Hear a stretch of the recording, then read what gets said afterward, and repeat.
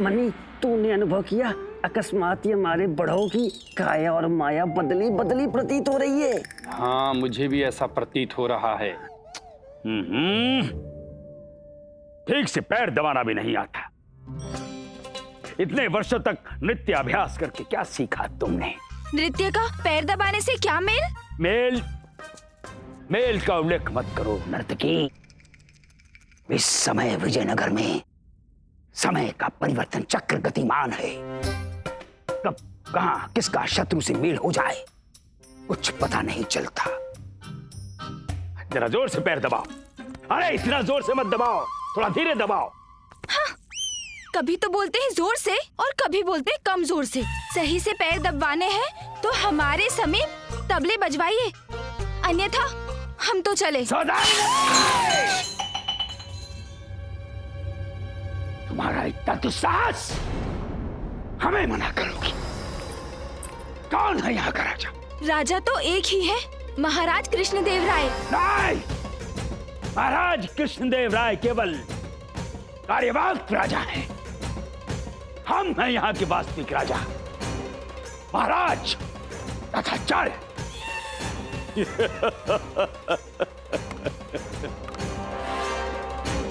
और सुनो नर्तकी, यदि तुम हमारी ठीक से सेवा करोगी तो तुम्हें भी छोटे मोटे उपहार मिलते रहेंगे। परंतु आप तो गुरुवर हैं। हाँ, अब तो हम मात्र राजगुरु बनकर रह गए, परंतु पूर्व में महाराज के लिए हमारी वाणी आदेश के समान हुआ करती थी। परंतु ये बीच में ये टपक पड़ा पंडित रामा कृष्णा, दरबार में आते ही सब गुड़ का गोबर कर दिया। परंतु अब हमारे पैरों में चुभने वाला कांटा स्वयं उस खाई में जा गिरा है जहां से कोई लौट कर वापस नहीं आता।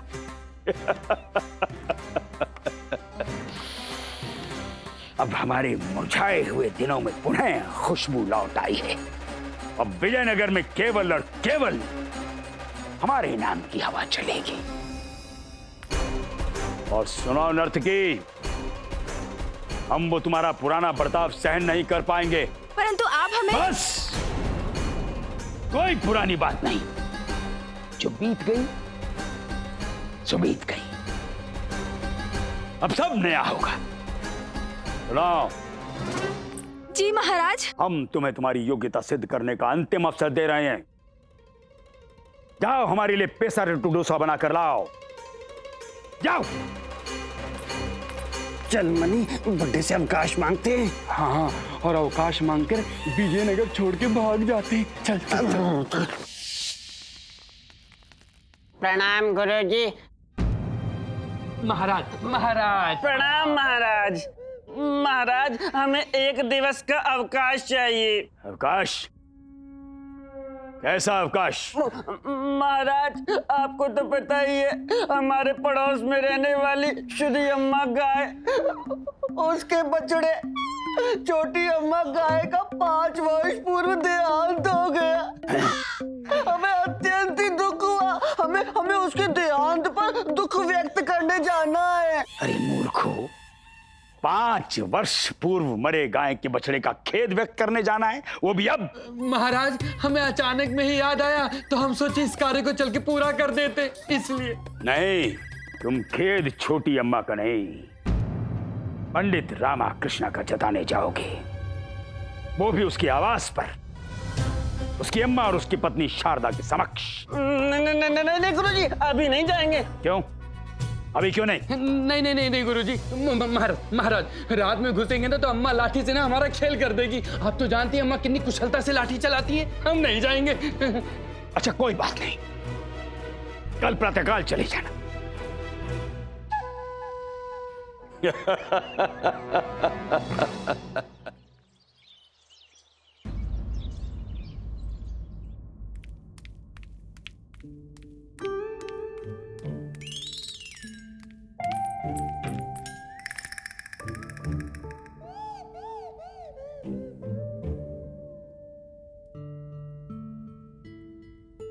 विजयनगर में सब उल्टे काम हो रहे हैं। ये काम ही तो होंगे। महाराज ने रामा को जो विशेष सलाहकार रखा हुआ है, उसे जीवन की सबसे पहली सलाह, सबसे पहला कार्य अपनी बूढ़ी माँ की सेवा करना भी याद नहीं। जिस उम्र में मुझे राम नाम जपना चाहिए, मुझे बाजारों में सब्जी लेने जाना पड़ रहा है। अम्मा, आज सब्जी में क्या बनाए? तू मत बना, मैं बनाऊंगी रामा की चटनी। माँ, वो रामा है रामा, घर में प्रवेश बाद में करेगा, पहले ये पूछेगा कि भोजन में क्या है। हाँ लामा, लाज से दल ही नहीं आया, पता नहीं था है। आज घर आएगा तो मैं उसे उसकी नानी याद दिला दूंगी। बचपन में रात को तारे गिनता था, आज उसे दिन में तारे दिखाऊंगी और गिनाऊंगी भी। अम्मा, आपने रामा को क्या खाकर पैदा किया था? एक जगह पर टिकते ही नहीं है। मुझे भी याद नहीं कि मैंने क्या खाकर उसे पैदा किया था।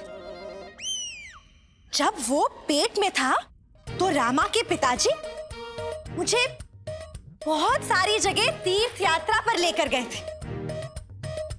रामा के जन्म होने तक मैं निरंतर भ्रमण ही कर रही थी, इसीलिए उसके पैरों में चक्र लगे, एक जगह पर टिकता ही नहीं।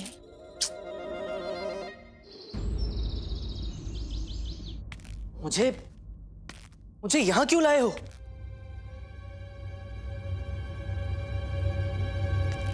क्योंकि ये हमारा आदेश था। एकांत। महाराज मेरा कोई दोष नहीं है, आप मुझे गलत समझ रहे हैं। मैं तो बस यही तो पंडित रामकृष्ण, यही कि हम आप जैसे आस्तीन के सर्प को पहचान नहीं पाए, समझ नहीं पाए। महाराज, एक शब्द नहीं सुनना चाहते हम आप जैसे राजद्रोही के मुख से। आप पंडित रामकृष्ण, आप हम स्वप्न में भी नहीं सोच सकते थे कि आप हमारे विरुद्ध, विजयनगर राज्य के विरुद्ध षड्यंत्र करेंगे। इतना मान दिया था हमने आपको, सम्मान दिया था, मस्तक पे बिठाया था हमने आपको, और आप। महाराज, मुझे मात्र एक अवसर दे दे अपनी सफाई देने का। मैं पंडित रामकृष्ण, किसी भी न्याय व्यवस्था में दंड देने के पश्चात किसी भी आरोपी को अपनी सफाई का अवसर नहीं दिया जाता, और आपका दंड हम आपको सुना चुके हैं।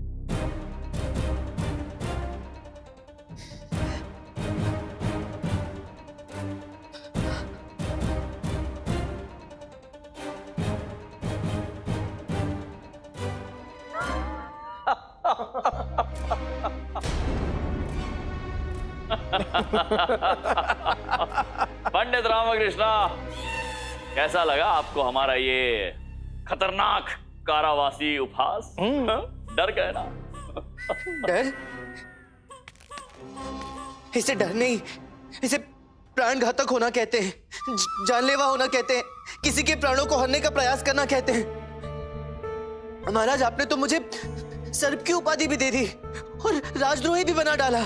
शांत हो जाइए पंडित रामकृष्ण, आप भी हम सबके साथ उपहास करते रहते हैं ना, तो आज हमें मौका मिल गया।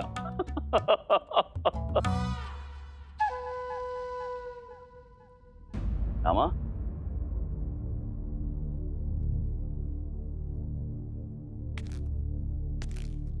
पंडित रामकृष्ण, हमें आप पर पूरा विश्वास है कि आप हमारे या विजयनगर राज्य के विरुद्ध कुछ नहीं कर सकते।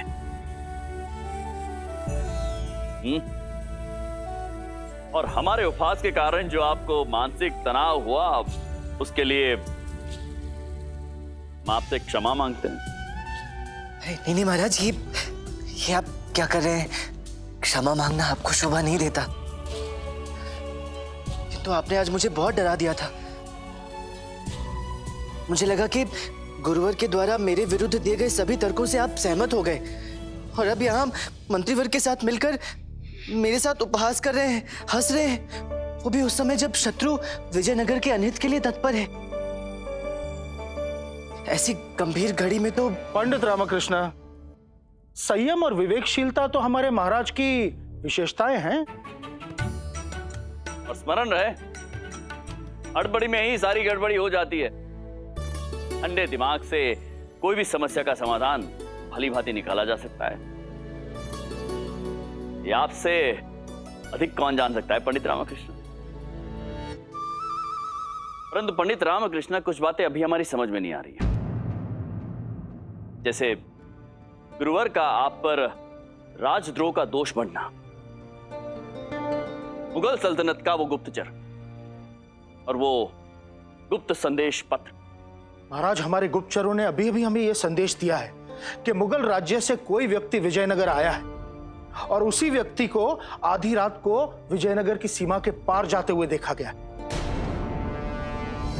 और इतना ही नहीं महाराज, आगरा के कुछ दूरी पर मुगल सेना की एक टुकड़ी को सक्रिय किया गया है और इस बड़ी सक्रिय टुकड़ी को बहमनी राज्य की ओर भेजा गया है।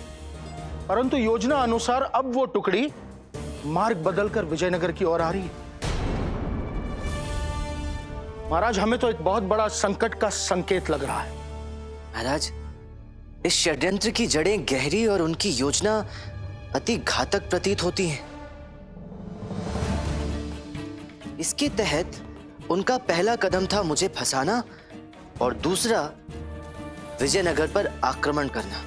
अर्थात गुरुवर का कथन सत्य था। उन्होंने आपके आवास पर आपको किसी गुप्तचर से बात करते हुए देखा था। कौन गुप्तचर महाराज? मैं तो सो रहा था। जब मैंने उसे देखा ही नहीं तो मैं बात कहां से करूंगा? यदि आप सो रहे थे पंडित रामकृष्ण, तो फिर वो गुप्तचर ये सारी बातें आपके आवास की दीवारों को सुना रहा था।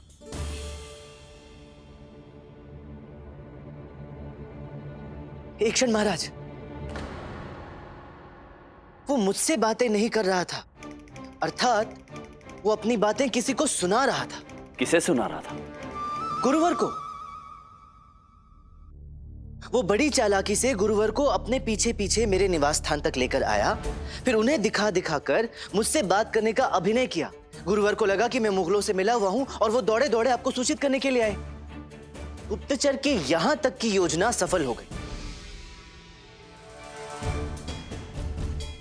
धनी मनी का मुगल दरबारी से मिलना, उस दरबारी का 2-2 माह वाले व्यक्ति के बारे में पूछना और मुझे उस गुप्त संदेश पत्र का मिलना, इसमें से कुछ भी संयोग से नहीं हुआ है।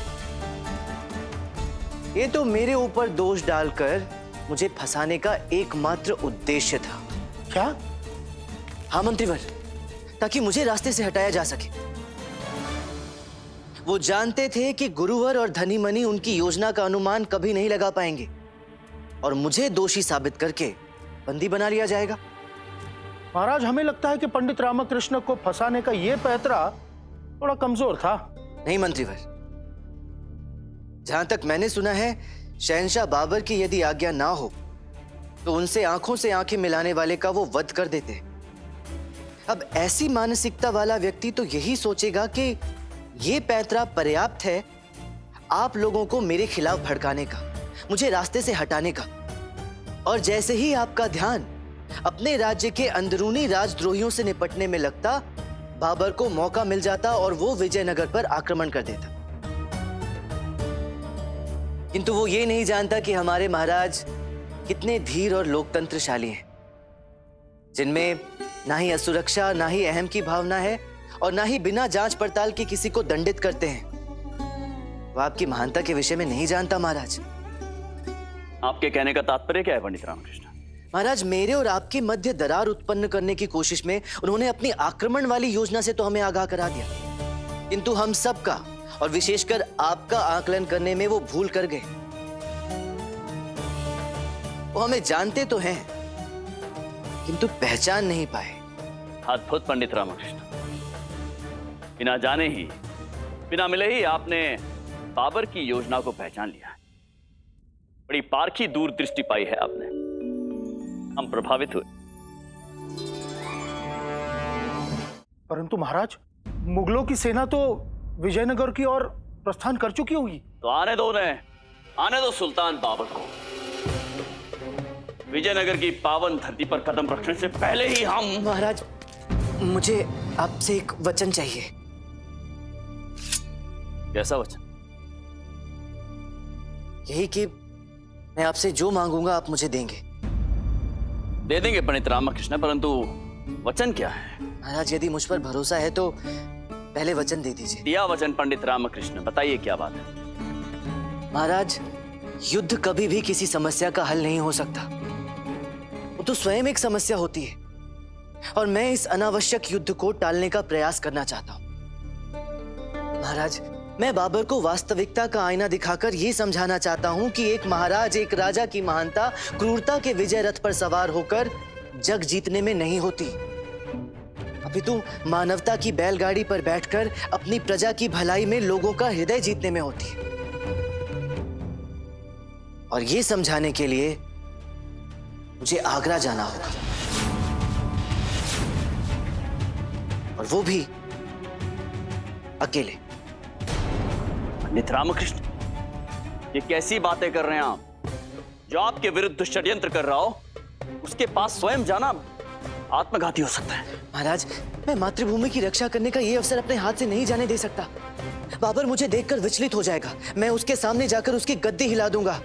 उसे पता नहीं कि विजयनगर की रक्षा के लिए मुझ जैसे 100 रामकृष्ण मिट सकते हैं, किंतु उसका सामना करने के लिए मात्र एक कृष्णदेव राय पर्याप्त है। और यही समझ मुझे बाबर को देनी है। भले ही आप और मंत्रीवर मुझे दोषी नहीं मानते, किंतु मुझ पर राजद्रोह का आरोप लगा है, और शीघ्र ही ये बात पूरे विजयनगर में फैल जाएगी। मैं इस कलंक को मिटाना चाहता हूं महाराज।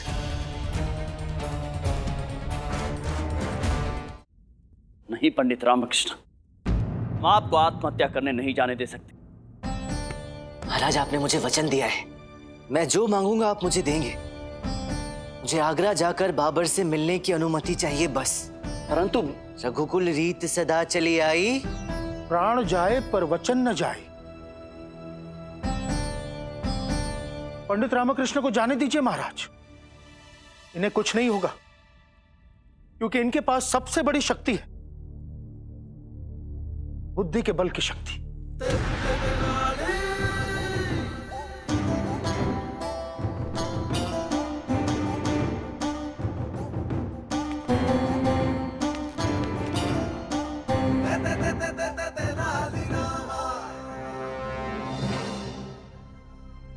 आपने हमें वचनबद्ध किया है पंडित रामकृष्ण,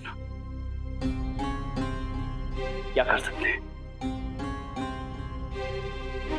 जाइए पंडित रामकृष्ण, आप जाइए, मां आपकी रक्षा करेगी।